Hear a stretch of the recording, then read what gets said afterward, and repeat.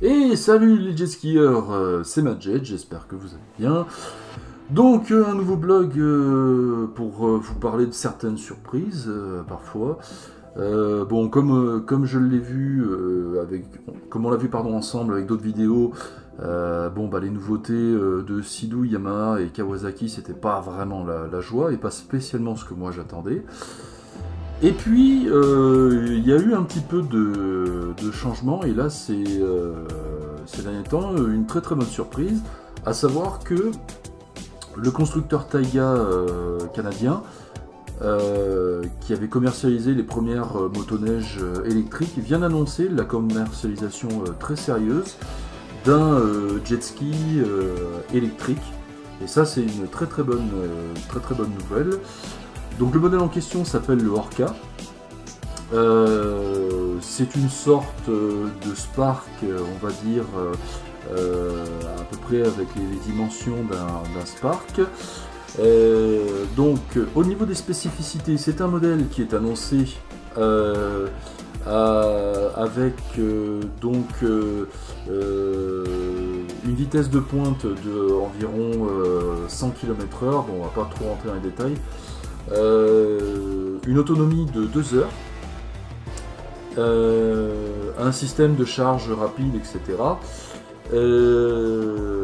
Une puissance de 180 chevaux, un poids d'environ 260 kg, et en dimension à peu près 2,90 m de long pour 1,20 m de large et à peu près 1 mètre de hauteur.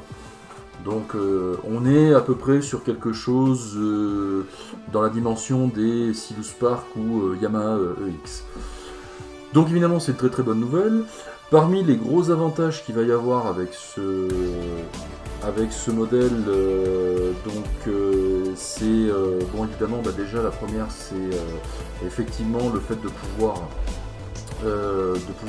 naviguer avec un engin qui est très très silencieux, qui n'a pas d'émissions polluantes en usage, et aussi parmi d'autres avantages, il dispose d'un écran tactile sur lequel en fait il y a une connexion Wi-Fi, Bluetooth et tout, donc vous pouvez mettre par exemple des radios, des écouteurs, etc. L'engin est apparemment, ce que j'en ai compris, équipé d'un système de batterie interchangeable. Donc vous avez à peu près 2 heures moyenne, après tout dépend de ce que vous faites. Sachant que vous pouvez recharger les batteries à peu près à 80% dans les 20 minutes avec un système de recharge rapide. Et en gros, donc je parlais des batteries interchangeables, en fait ça fait un peu comme par exemple les drones radio commandés, etc. C'est-à-dire que si par exemple vous prenez un drone comme un DJI par exemple, vous pouvez, souvent vous avez le pack avec les 3 batteries, donc ça vous fait à chaque fois à peu près un quart d'heure, 10 minutes d'autonomie avec chaque batterie. Donc là dans l'idée je trouve que c'est bien d'avoir mis ça en place, c'est-à-dire que vous le mettez soit je sais pas, par exemple sur la remorque ou dans le coffre de votre voiture, et puis avec par exemple plusieurs batteries, vous pouvez avoir ça. L'engin est annoncé aussi avec une garantie d'utilisation de 5 ans ou de 20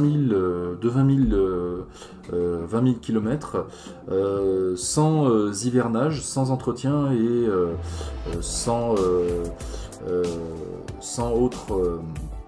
autre garantie préalable. Donc ça c'est aussi un autre avantage qu'il y a par rapport à l'engin thermique, c'est-à-dire que vous n'avez pas, vous pouvez l'utiliser quand vous le souhaitez et vous n'êtes pas obligé de le faire hiverner si vraiment vous vous en servez pas pendant les week-ends.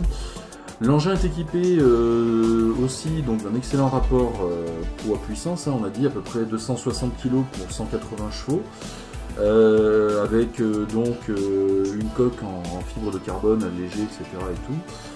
Donc c'est plutôt bien pour ce qui est des spécificités. Donc là j'ai évoqué beaucoup d'avantages.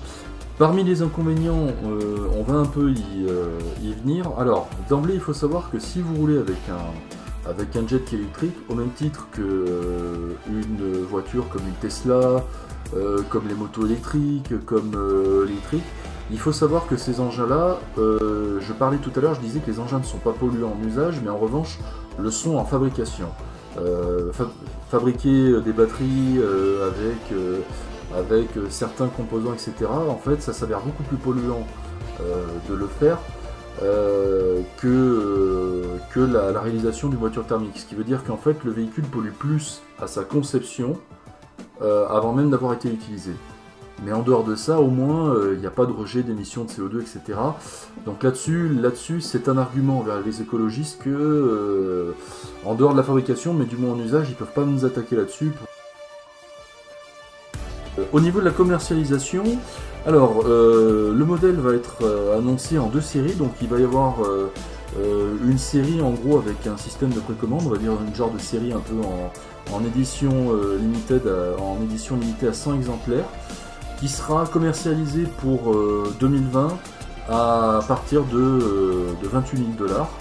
Donc le prix est quand même très très excessif à ce niveau-là, mais c'est pas aussi cher qu'un Arc qui, de mémoire, était à peu près annoncé dans les 45 000 € à peu près, et pas avec ces systèmes-là, et puis pour des performances qui n'étaient pas forcément, avec un truc qui était très lourd, 400 kg, 4 mètres de long, etc. et tout. Ou alors le Nicolas qui est équipé de plein de trucs, mais qui est annoncé avec un prix dans les 80 000 €, ce qui est exorbitant pour un jet ski, quoi.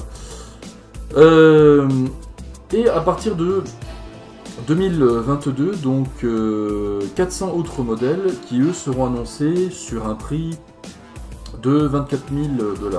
Alors ça fait quand même très cher pour la commercialisation de ce jet ski, bien que je l'ai dit. Par contre, là où ça devient intéressant, c'est que là, Taiga planche déjà dans la conception d'autres jet skis, on va dire, sur les prochaines années, et d'autres modèles, avec donc 2 types de motorisation, on va dire des motorisations inboard et outboard.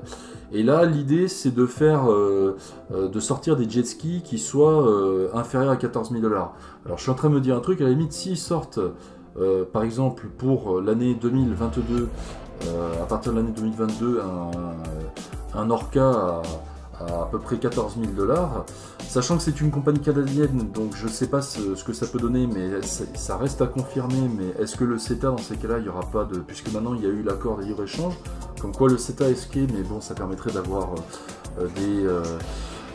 comment dire, avec le libre-échange, normalement on devrait avoir des produits qui soient moins taxés que si vous les faites importer avec les marques classiques. Donc ça permettrait d'avoir du coup un jet ski avec un tarif très très compétitif. Donc voilà, à voir, mais en tout cas, ouais, ça a l'air d'être quelque chose d'assez sérieux. Est-ce que ça va marcher? Est-ce que les gens vont mordre l'option? Ça, je ne sais pas. Mais personnellement, moi, je trouve que c'est une excellente initiative et ça change enfin. Comment dire, de réinventer l'eau tiède avec des jet skis. Je suis désolé de vous le dire, mais je vais pas me faire des copains en me disant ça, mais des jet skis pour Kevin, pour sortir des modèles hyper puissants et tout. Et puis moi, bon, bah, je réclame des jets électriques, hein, mais regardez aussi dans un autre genre, quand je dis que les principaux constructeurs sont à la ramasse, bah, à part les couleurs, ils changent pas grand chose. Regardez, il y en a plein qui attendaient dans les jets à bras le remplaçant du Super Jet Twin Carb. Voilà quoi, le truc, ça fait plus de 25 ans qu'il a quasiment pas évolué. Enfin, ils ont rajouté une hélice, une pompe de cale, 2-3 trucs, mais c'est tout quoi. Enfin, l'engin il a pas spécialement évolué. En tout cas, moi je suis très très content et je me ravis de cette évolution. J'ai vu également que Bombardier avait dit qu'il se penchait sur un prototype de Sea-Doo iGTI, c'est-à-dire une variante électrique de leur GTI. Donc pourquoi pas à terme, peut-être qu'eux aussi ils vont un peu réagir, peut-être qu'aussi Yamaha ou Kawa vont prendre un peu le pli. Mais en tout cas, moi je trouve que c'est une très très bonne initiative, et puis l'avantage aussi c'est que ça permettrait d'attirer une clientèle un peu plus casu qui n'est pas forcément habitué à faire du jet, mais qui ça mettrait beaucoup plus en, comment dire, en confiance et qui soit un peu moins réceptive à l'idée de faire du jet ski. Donc voilà, bah écoutez, n'hésitez pas à me dire ce que vous en pensez dans les commentaires, et puis d'ici une prochaine vidéo, je vous dis à très très bientôt, et puis voilà, salut!